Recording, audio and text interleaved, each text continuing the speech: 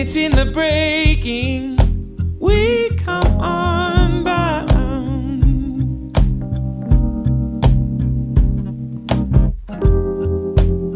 And it's in the giving we are found. Yeah,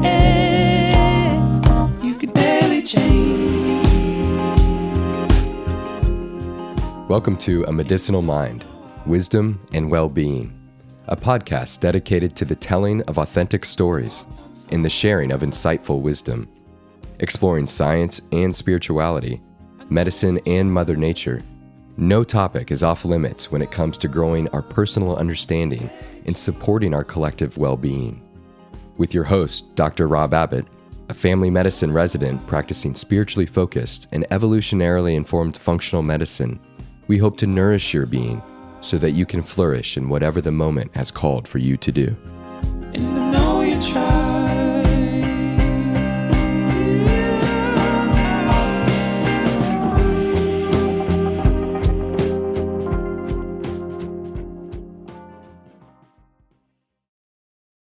In episode 21 of A Medicinal Mind, Wisdom and Wellbeing, we get into the world of mindfulness, meditation, and the capacity of these practices to relieve suffering and promote flourishing, with founder of the Long Island Center for Mindfulness, Cory Muscara.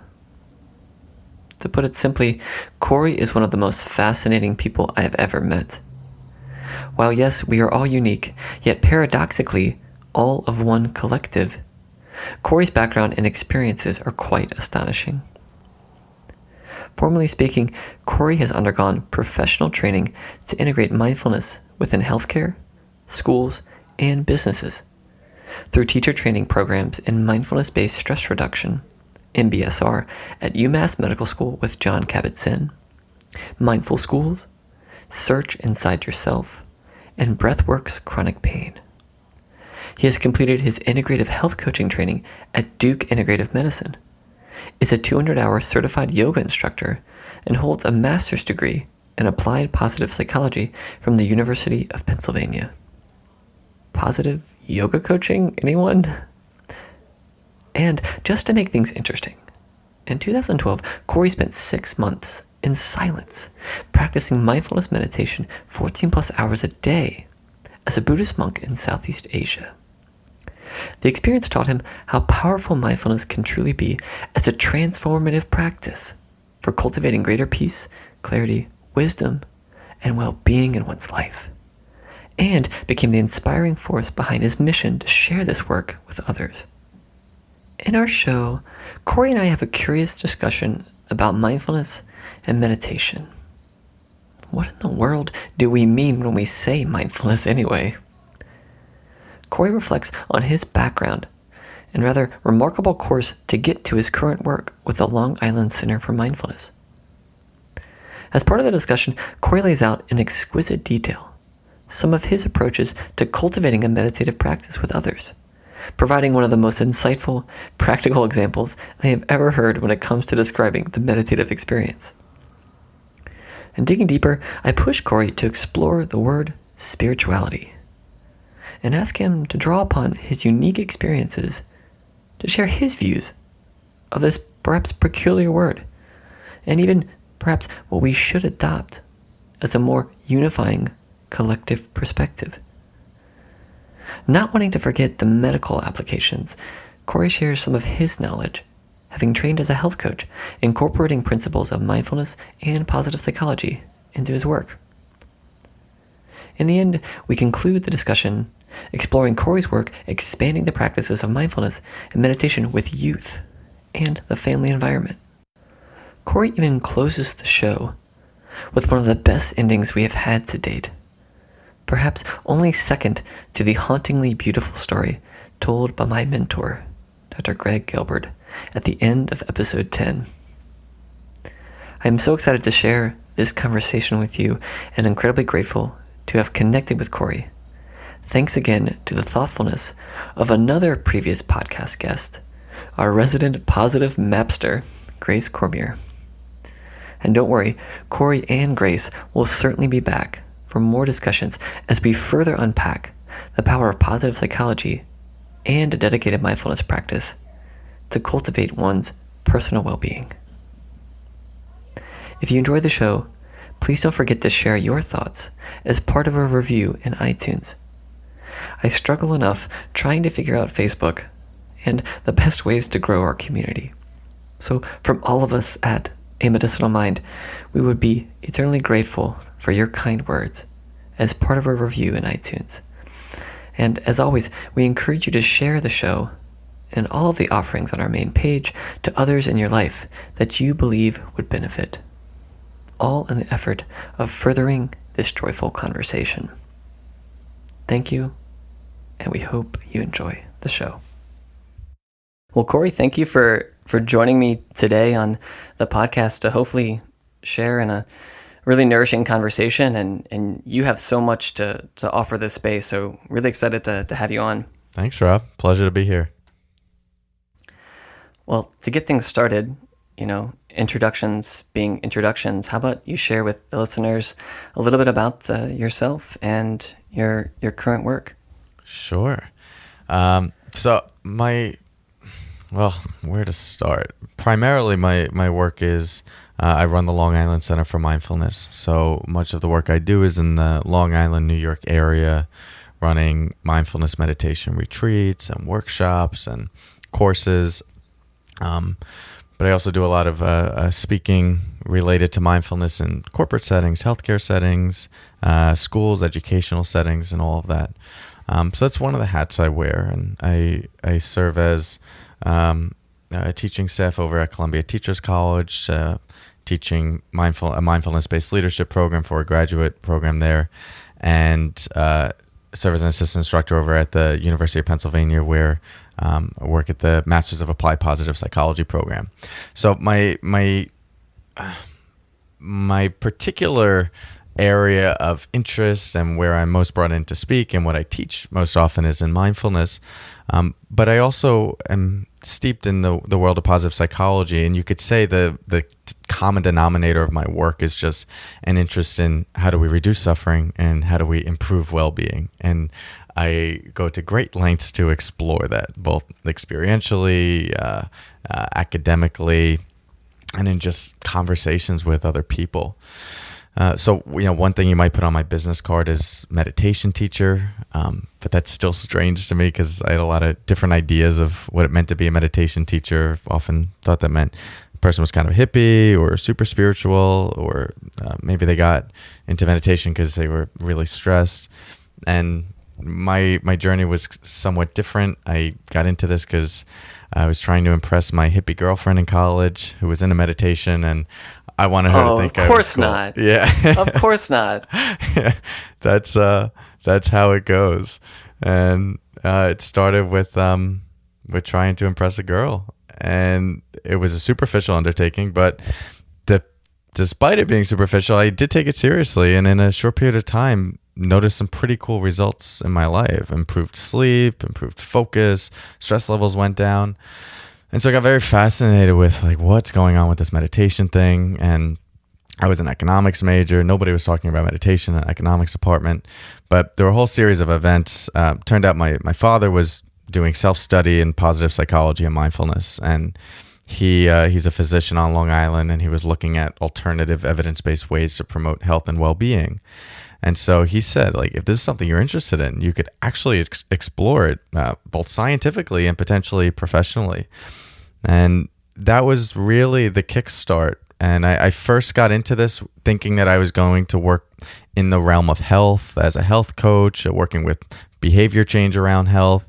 So I was getting trained as a Duke Integrative Health Coach down at Duke Integrative Medicine, and Mindfulness-Based Stress Reduction. And then it blossomed from there into this deeper interest in just well-being and what does it mean to live well, and how do we facilitate that for people, and what is the path. And it's just a completely bold undertaking, but it took me into science, and then it took me over to Southeast Asia, where I lived as a monk for a while. And now I'm straddling the world between academia and what you might consider spirituality, but I just see it more as meditation, and when I go to retreats, more as like a practical way to be a scientist of my own experience. So, yeah, that's kind of where I'm at right now. And we could go deeper in any of those areas, but that's a little bit about me.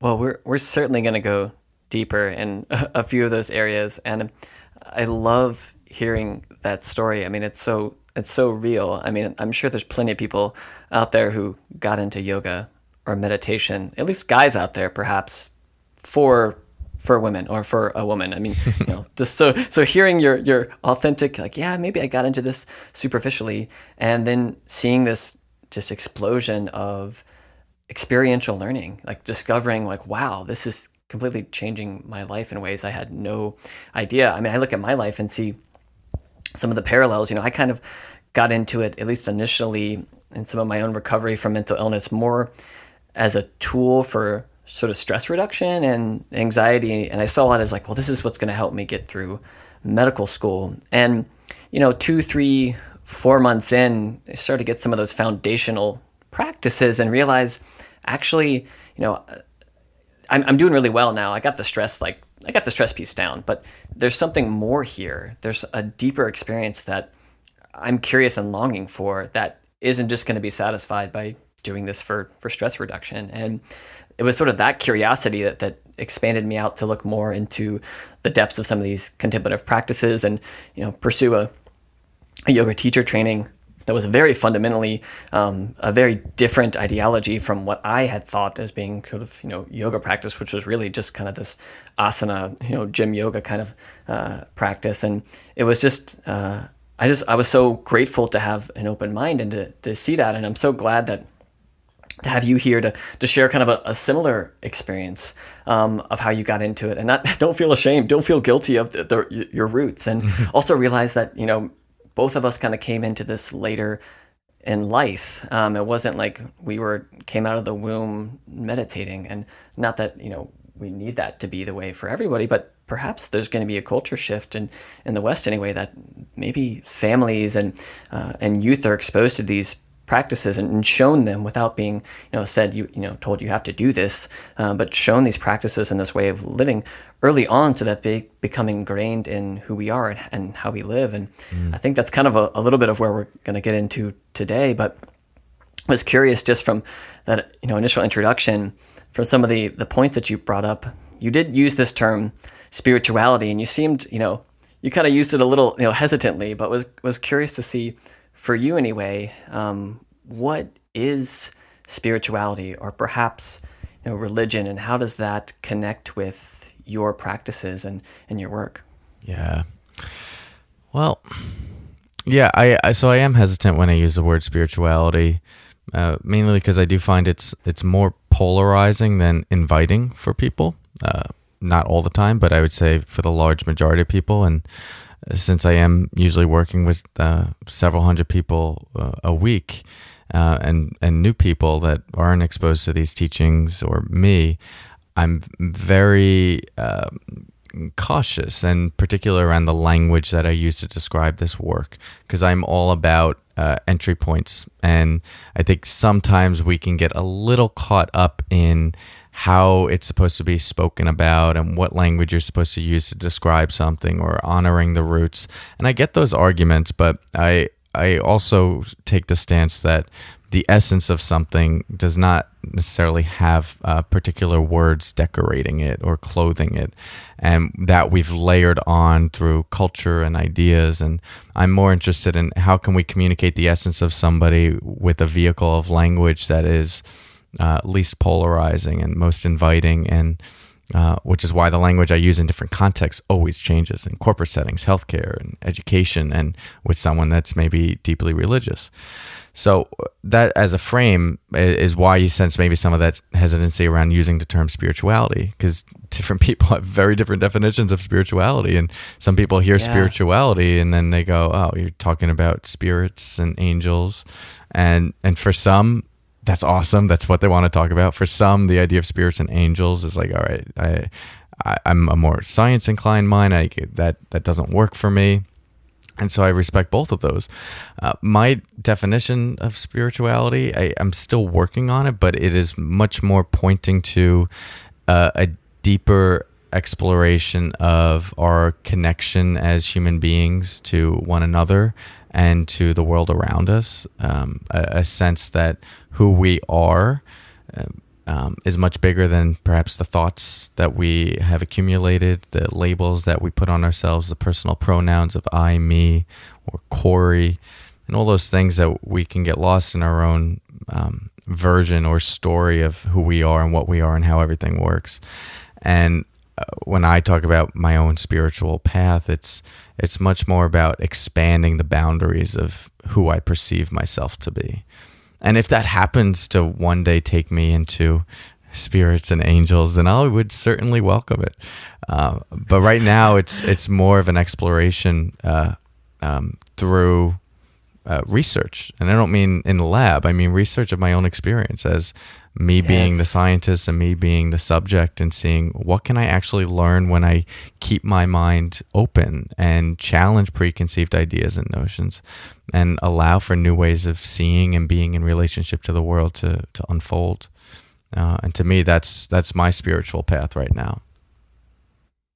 Thank you. I love it. I mean, you keep reinforcing this idea of self-exploration, and recognizing that, yes,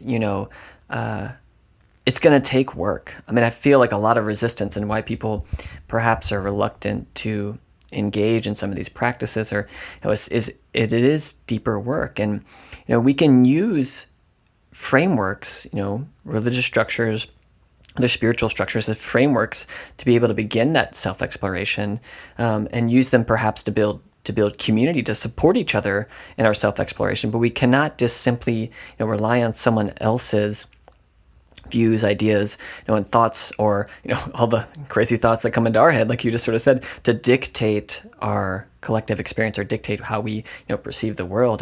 And we need something more expansive. I'm really grateful that you offer that and are sharing that with the groups that you work with. And I was sitting here too thinking, you mentioned in the beginning this idea, you have your father figure, your father who is in sort of medicine and incorporating mindfulness and perhaps pursuing some work with Duke Integrative Health. And I'm sitting here like, of course, Cory, why aren't you there? Why aren't you the health coach? I need you to come and and help all my patients. And kind of selfishly seeing that. And I was actually just talking today with some colleagues about the model that Duke Integrative Medicine was trying to create, and seeing the health coaches as really being the empowerers of change. And the doctors, realistically, they can't, we can't acquire that skill set and spend all of our time and resources directing people to make lifestyle change. We need these empowering health coaches.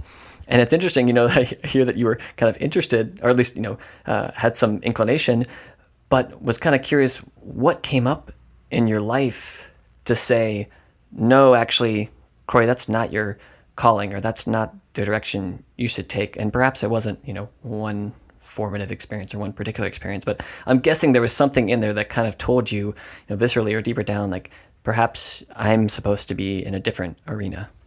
Yeah. So you mean like specifically the transition from health coaching to something broader? Yeah. They sort of maybe deciding there was this, I'm envisioning there was a fork or like a decision of like, do I go the health coaching route, or, am I actually meant to go somewhere else? And I'm guessing there was something involved there. I'm just, speculating. But. Yeah, no, it's a great question. One I haven't reflected on in a while. And so I think there were a lot of variables at play.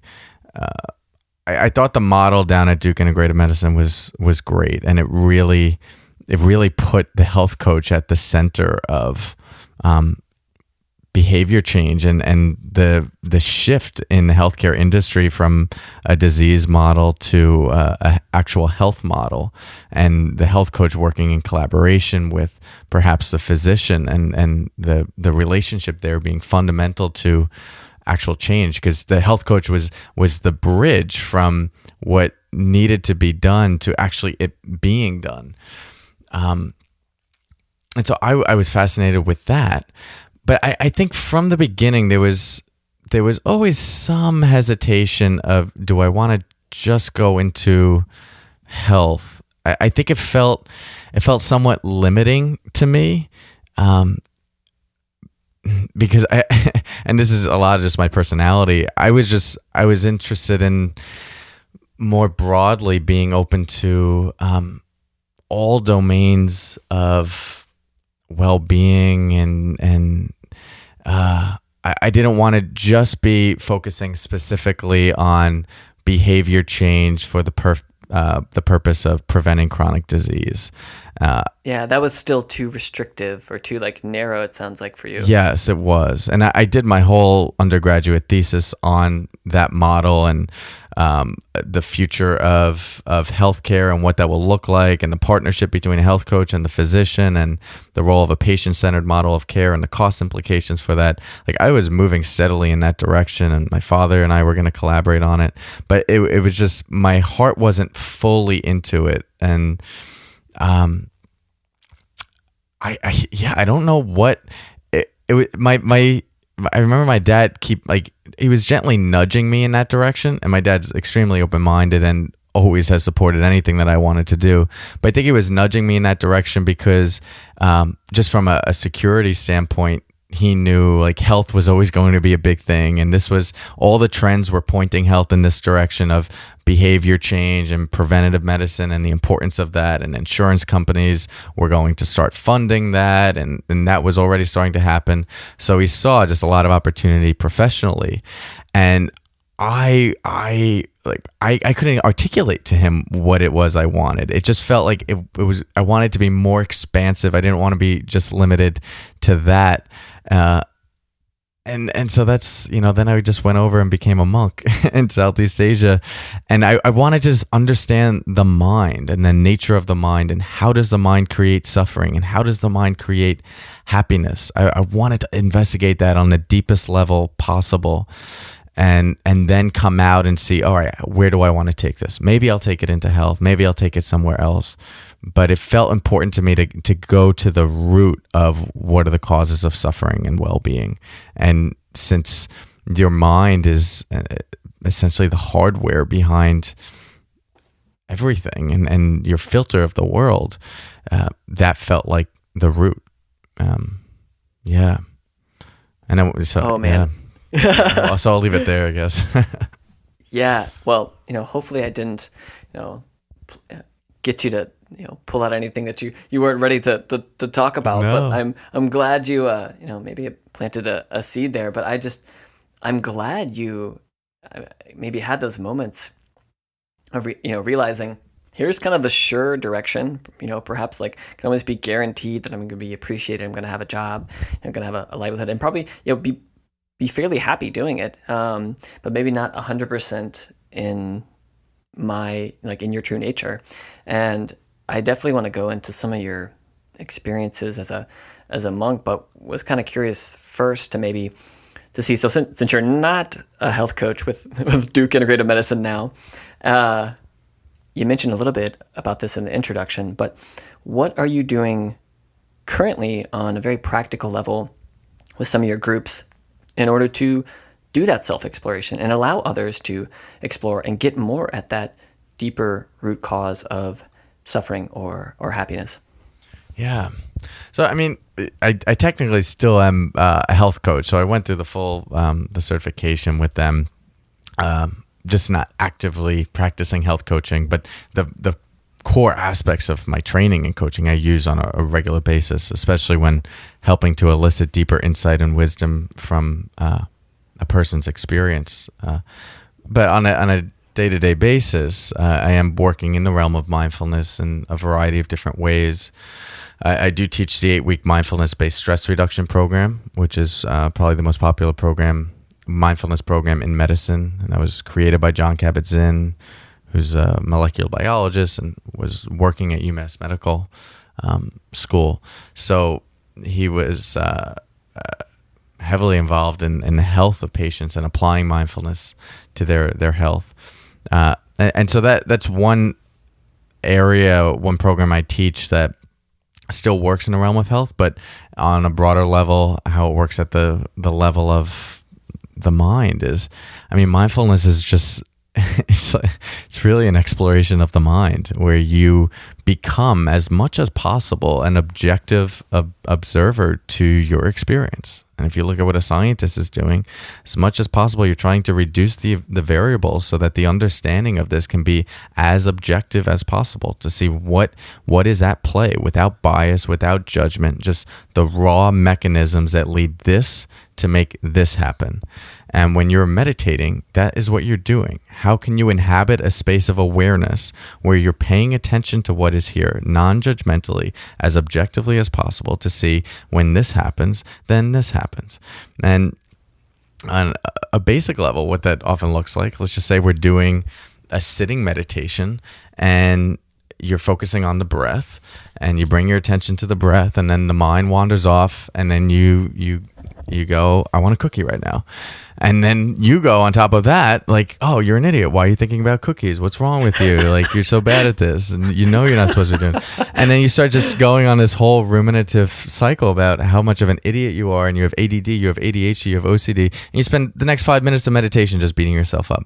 Cool, good. Now let's just watch that. If you were to take an objective stance and pay attention to, all right, you were focusing on your breath, and then your mind wandered. And then when the mind wandered, you said you had all these different judgments. So we have a variable of the mind wandering, and then another variable interacting with that of all the judgments about the mind wandering. Now ask yourself, when those two variables interact, what happens? Does your life become better? Or does your life become worse? Do you become happier, or do you create more tension? And I'm not here to assume what anyone's experience is going to be, but in most cases, and certainly in my case, my life becomes more miserable. I become more stressed. I become more frustrated. Yes. And so there you go. Now that's your data. You just did a science experiment, and that's awesome. Now, next time, when you show up for that moment and there's the mind that wants to wander and then judge around the wandering, you get to ask yourself, well, we know what happened last time we did this. We know that when you do that, it makes more tension, more stress. Do you want more stress? Ask yourself that. Maybe you do. Cool, then go ahead. If you don't, then maybe you get to play around with, what would it be like for me to nullify this variable, to temper this variable, the one that is the judgment on top of the wandering.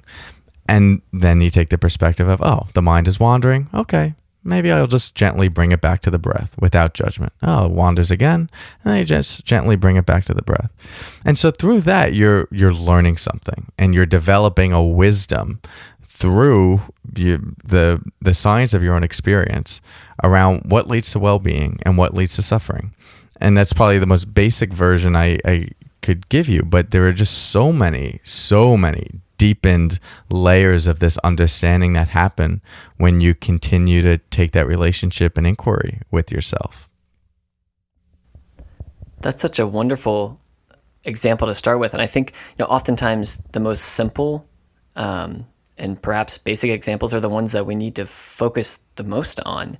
And what you just described, I can almost guarantee has played out in the heads of anyone who's begun or is 50 years into a meditation practice. I mean, that is the definition to me of practice, is showing up and engaging with those thoughts. And I love too how you sort of describe both the presence of the thoughts and sort of those judgments as variables, and realizing that oftentimes early in practice, we think that the variable that we should control is having the thoughts in the first place. And what it is to be mindful is to not have the thoughts. And basically, as you just said, it's like, no, that's not the variable you need to try to control, because that's uncontrollable. Yeah. What you can control, that variable of what are the judgments and the attachments to the wandering thoughts.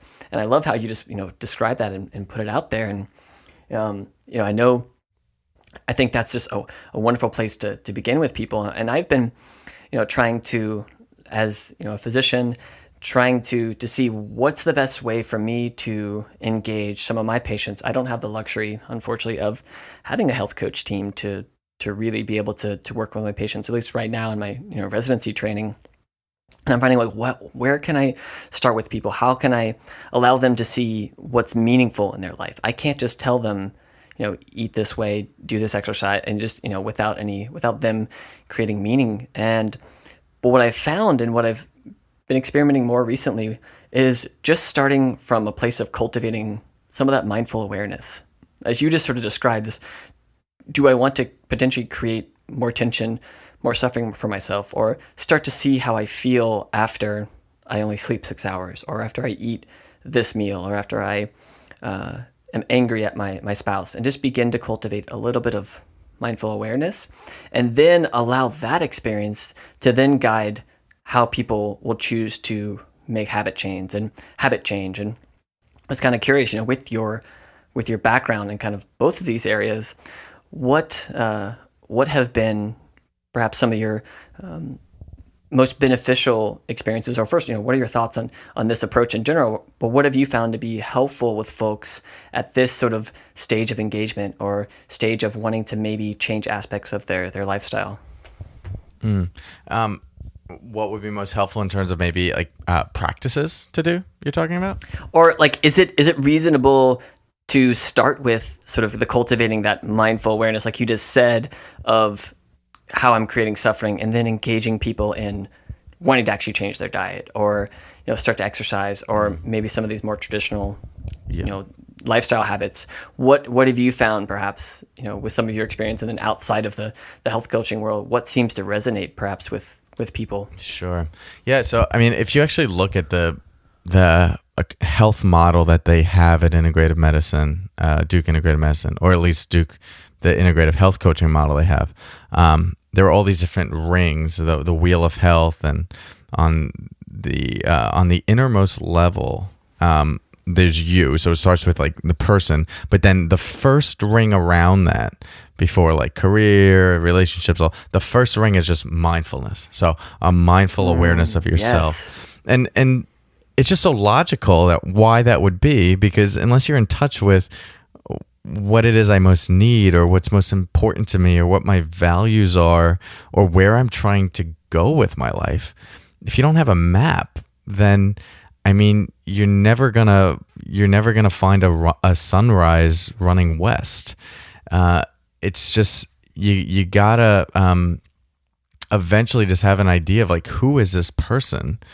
Where am I trying to go? What's important to me? What are my triggers? What drives me? What inspires me? Because that's gonna be the thing that pushes you to make any sort of change in the first place. And I think for so many people, they're running through life on automatic pilot, caught in their own conditioning, maybe being driven by a complicated relationship to a parent when they were younger, and they're still trying to get the recognition in the eyes of their parents that they never got when they were a kid. And the idea is, if I achieve, then on some level I'll be good enough. And so that can be like a driving thing for people for years, subconsciously happening because it was programmed at such an early age. If we're not seeing that, then we could get caught following a path, a life that is not really aligned with where our heart is, what's most important to us, what we deeply value, but is more aligned with just reactive conditioning that is trying to get some validation that we feel like we didn't get. So the foundation of mindfulness, it's why I still teach mindfulness, because I didn't really take off with mindfulness and meditation. How do I want to say this? Yeah, I didn't. The reason I took off with this stuff is because I saw it as like one of the clearest gateways to improving my life and understanding what a life of well-being would look like for me. I didn't care so much about meditation. I cared about that question of what is well-being, what is the reduction of suffering, what is happiness, and that took me deeper into this practice, not the other way around.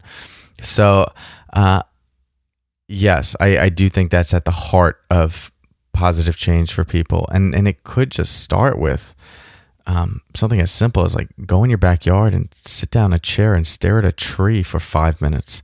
Just get off of your treadmill of doing, going, the addictedness to being busy, the treadmill of nonstop, have to get somewhere else, have to achieve something, all of that can be incredible ways that the mind distracts itself from itself, that we get sucked into the black hole, the vortex of where we think we need to be going. And if we don't take some time to step off of that treadmill, to pick our heads up, to do nothing, and to experience the discomfort of doing nothing, and all the forces trying to push us into the next thing, there's no opportunity for us to take a moment to evaluate, like, who is the person doing all of this doing? Who are they? What are their real intentions? What are their real values? I call it, who's the being behind the doing? Yeah, right. Yeah, it's Jon Kabat-Zinn likes to say. And so it's exactly that. Yeah, who is the being behind all of the doing? And I think that's a brilliant way to put it. And the best way I know to drop into that is mindfulness. And for some people, it doesn't take the shape of mindfulness, because I don't want to get myopic with this and say, like, that is the only way to live a healthy, productive life. I know a lot of people that are very successful that never meditate. But I think a lot of people do different forms of introspection and reflection, and taking time for themselves to evaluate.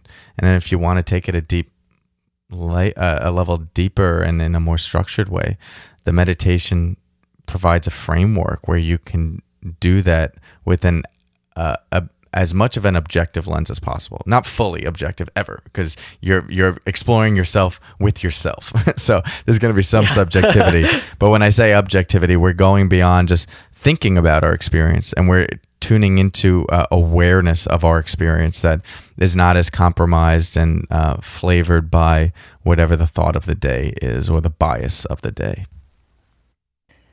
Yeah, it brings me back to this wonderful picture that's circulating, this kind of tree of reflection, and it has all these different branches of ways to, like you just said, kind of tap into this more reflective, mindful awareness. And meditation is just one kind of branch. It's one accessible tool and framework that's not going to be right for everybody. But recognizing we have this sort of bigger umbrella, this bigger tree with all these branches of ways that we can engage with this more aware, mindful, and sort of compassionate way of being. It's really, like I say, sort of, to me, it's freedom. It allows me to know, like, even though meditation and mindfulness, that practice has kind of informed and changed my life, like, there's so many other ways, and allowing people through that self-exploration to find which branch brings them most nourishment.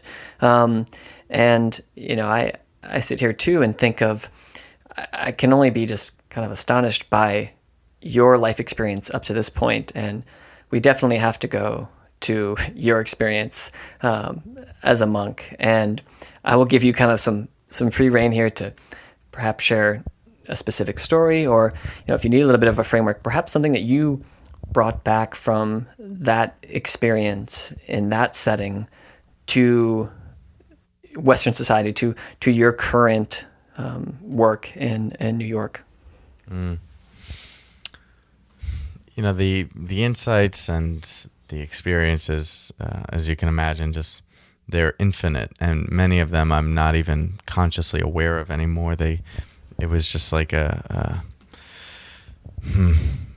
it's often like just walking through a mist or fog. If you walk long enough, eventually your clothes are going to get wet. But as you're going through it, you're not feeling that condensation accumulate. And so it can be a very slow, transformative process of the mind. But one of the things I came away with on a deeper level was a broadened conceptualization, or maybe we could say deconceptualization of the self, of Cory as an individual, which is a trippy topic to go deeply into. Yeah. So I'm going to try to make it as understandable as possible. But, if we were to take a pen, let's say, I would hold up a pen, everyone would look at it and go, all right, that's a pen. And we all understand it's a pen. We have an idea of what a pen is, and we assume, all right, it's a pen. But if I were to pull that pen apart and take off like the front tip and then the spring, and then take out the ink and then the plastic, the casing, and the little button on the top and the holder on the side, and then I showed you all the individual elements, it would no longer look like a pen. It would just be, oh, that's spring, oh, that's metal, oh, that's ink. And in the same way, at least the stance I'll take on this is in the same way we're like that. When you put all of these elements together of thoughts, emotions, the body, sensations, sounds, all of it, we say, oh, that's Cory. Oh, that's a human. Oh, that's a person. But if you were to break it all down, you see that, all right, there's just thoughts, there's just emotions, there's sensations, there's maybe what we can hear, what we can taste, what we could smell, what we could feel. And one of the things meditation helps you do is get to this space of observation where you're just watching all of this phenomena come and go, all of the thoughts coming and going, all the sensations coming and going, all of the emotions coming and going objectively. And you start to see, well, like, right, so many people take their thoughts as reality, as, oh, that's me, that's who I am. And if that's true, I mean, who you are is changing in every moment, because every thought that I've watched in that like 4,000 hours of meditation just came and then it went. And another thought came and then it went. And another thought came and then it went. And some thoughts were like, Cory, you're awesome. And then other thoughts were like, dude, you're an idiot. What's wrong with you? Why are you here? Everyone's better than you. And so am I that? I don't know. Am I the emotions that came up? Because there's a ton of emotions that came up: anger, frustration, sadness, fear, loneliness, depression, gratitude, joy. And if I'm that, I mean, I don't know what I could point to in that's Cory. If I'm the pain in my knee, well, that kind of sucks. But the pain was coming and going, and sometimes my body felt okay. And what we're learning about the body is it completely regenerates every 7 years or so. So there's no part of what I have now that's the same as what it was 7 years ago. And so without getting too crazy deep into this, the main point I'm trying to make is I stopped taking myself so seriously. And when I went beyond the confines of myself, there was this organic sense of being more connected to other people and those around me. I started to feel on every inhale and exhale that, wow, when I take an inhale, I'm borrowing something from the external world. It's nourishing me. And then I'm offering something back. I cannot sustain myself without the external world. And it's actually literally becoming who I am every time I breathe in. So maybe me as separate from that is more of an illusion than a reality. And all of these things, all of those recognitions started to happen. And you could read about this in texts about meditation. People that have been doing this for thousands of years will say the same exact thing. I just needed to verify it for myself because it sounded way too wacky when people were talking about the ego and getting rid of the ego and getting rid of the self and the idea of Cory as an illusion. And I was like, what the heck are you talking about? It just turns out, at least in my experience, that they were right. But none of that you have to take it at face value. You get what's cool about this practice is the main faith it requires is the faith for you to maybe just try it out, that maybe there's something here worth exploring. But everything else you can just validate through your own experience. And I mean, one of the things I hope for in sharing more of this practice is that as a culture we can go beyond this obsession with individuality or just ourselves, or being so caught in our own smallness, and see that there is great potential for well-being, for our own health, for just how we can live in harmony with one another when we can see there's a much deeper interconnectedness than maybe we first are able to see just through rational thinking. I love that. I mean, you can tell you've been so deliberate and thoughtful, kind of reflecting and processing these ideas. And you'll never be able to guarantee when you bring up a discussion like this that someone won't look at you and say, yeah, you're kind of Looney Tunes there. Like those, this interconnection thing, like me being part of a like pin, I kind of lost you.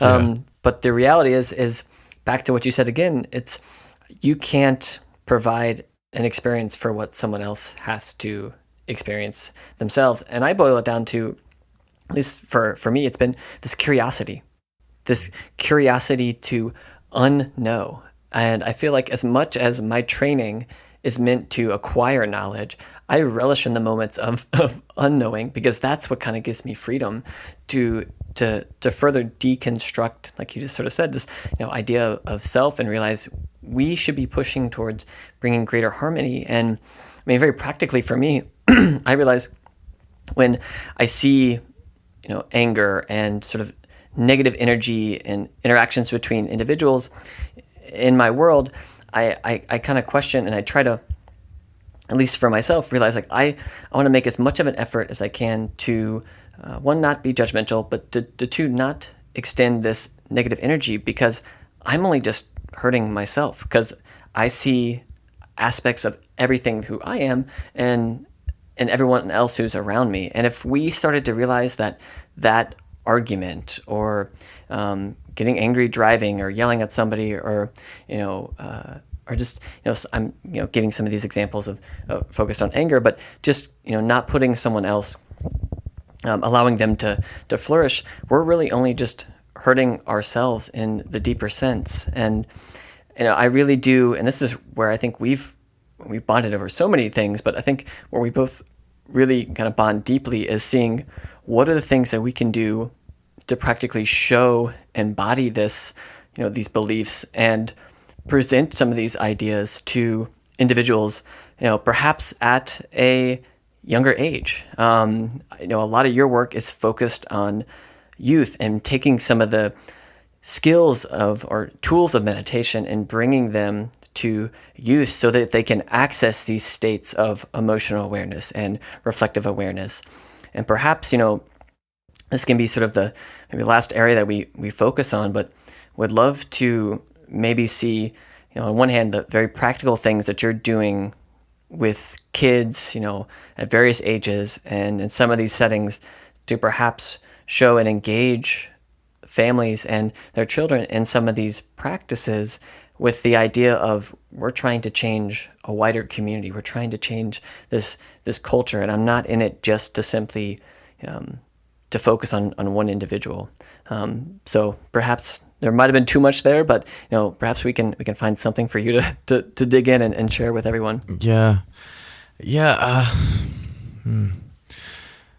So I mean, there's I am working a lot with a lot of where I get to experiment and explore making bigger shifts is more in my local community. I mean, and by that I just mean like Long Island area, since that's where I'm based most of the time, and that's where I run a lot of my public workshops. So we've been expanding to all different ages, and for years the main workshops that I ran were for adults, and these, to be totally transparent, these are all fee-based programs. It's what I do for a living, and it's my work. But one of the big intentions for me was to eventually get to a place where and pricing was, I mean, we never would turn people away for money, but we now have I have a donation-based group every Tuesday night that's open to the general public, and that's whatever you can offer, and all of those proceeds go toward a scholarship fund to help anyone attend any other workshops or retreats or trainings. So we do have a nice cycle right now where people can attend regardless of finances, and where I've been really excited is just reaching more of the youth. I launched a kids course for 6 to 11-year-olds about 10 months ago in collaboration with a pediatrician, Alyssa Rubin, out in Mineola on Long Island. She runs Happy and Healthy Pediatrics, and she was one of my students and was she's a great pediatrician, voted like #1 6 years in a row on Long Island. And she was just pushing me. She's like, we got to do something for kids. We got to do something for the kids.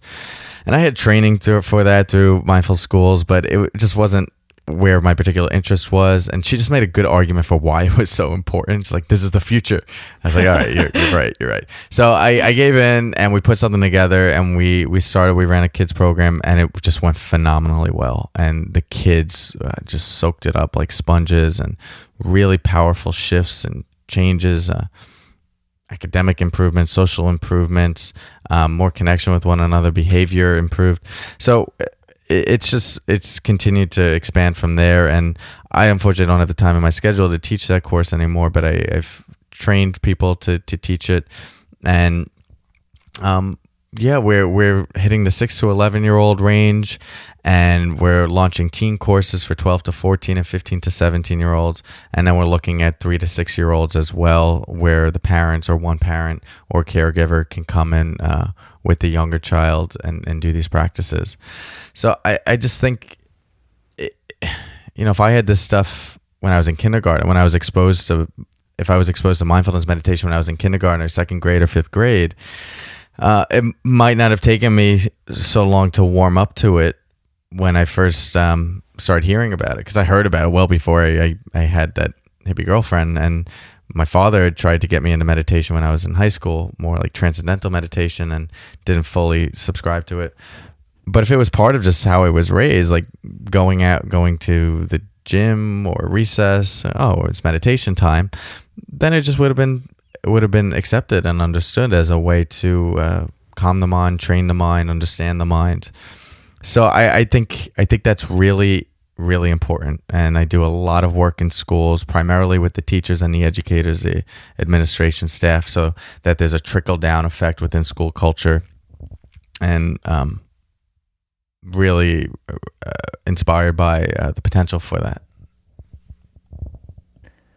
Well, thank you again so much for taking on that work, and perhaps listening to your colleague, like, we need to do this. Mm-hmm. I need you. And it just, I think back too, I was like, what my life trajectory have looked like if I was introduced to these practices at an early age. And it's not guaranteeing or saying like we need every little kid to be sitting on a cushion and meditating. Like, that's not at all the intention.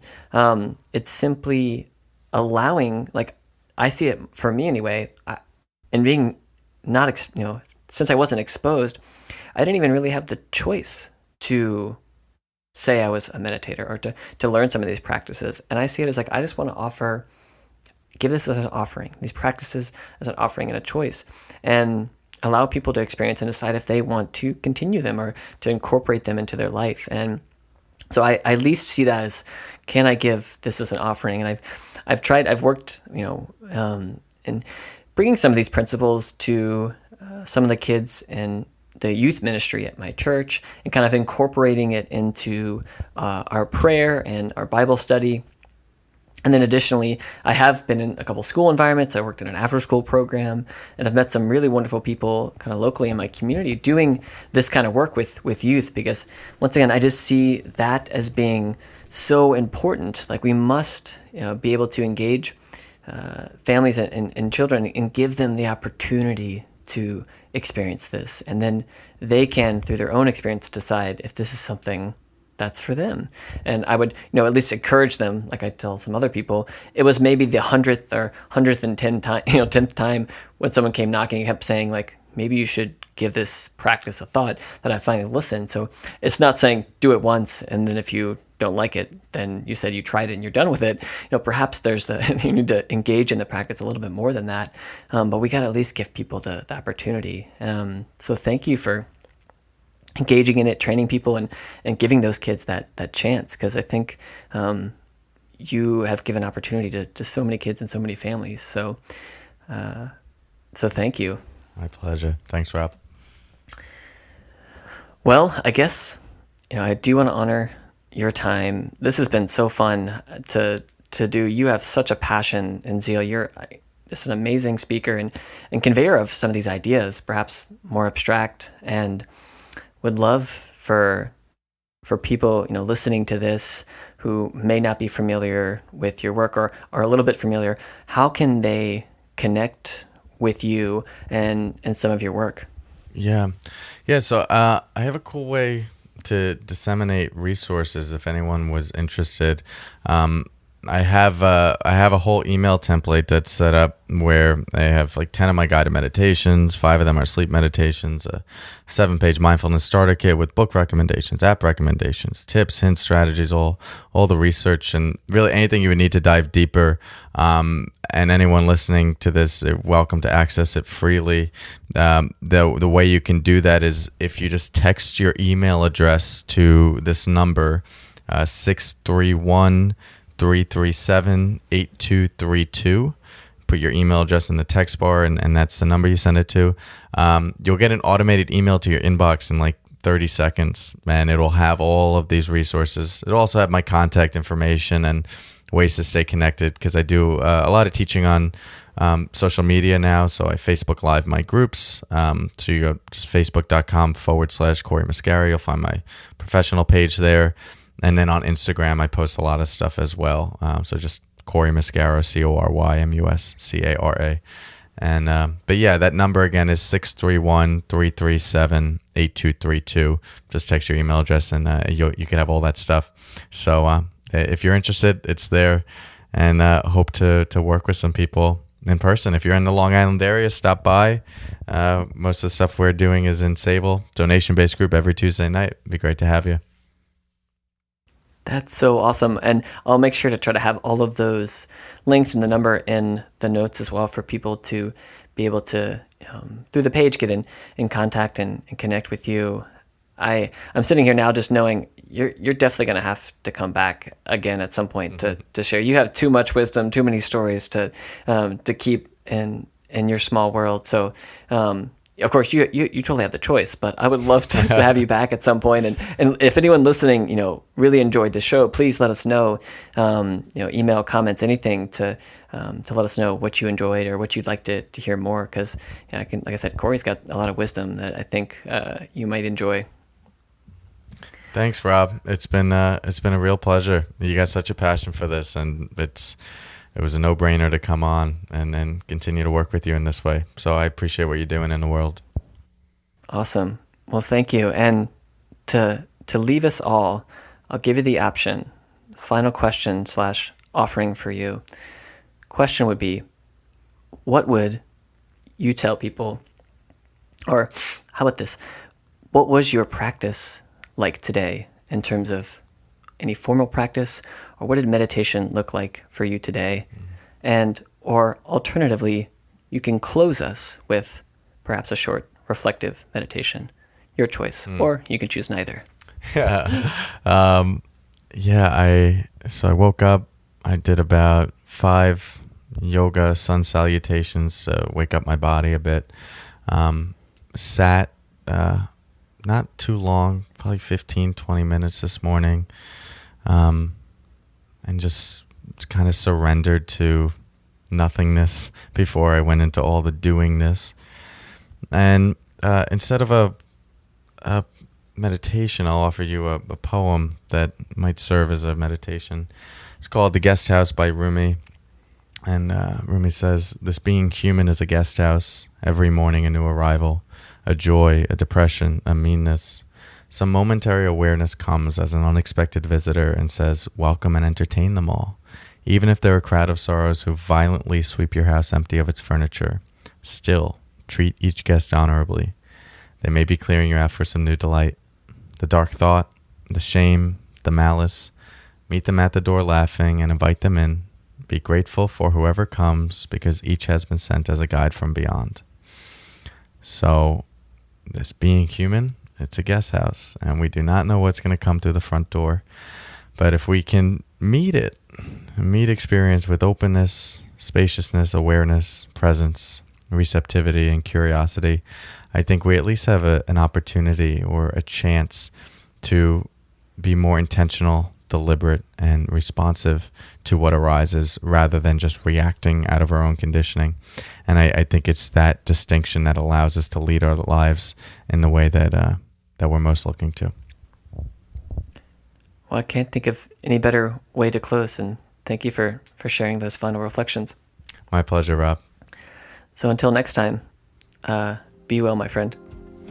Thank you. Thank you for your presence and willingness to receive a new narrative, a passionate perspective, and perhaps a deeper sense of connection with our collective purpose. Please share this podcast with any and all that you believe will benefit from its intention to relieve one's doing and engage one's being. Please share your comments about the conversation on our podcast page and leave a review in iTunes so that the voices in this space can spread to all ears ready to receive it. Music credit goes to Dillingham for their song Vessel. Remain open, stay curious, and forever be love. You walked on fire, and I know you tried.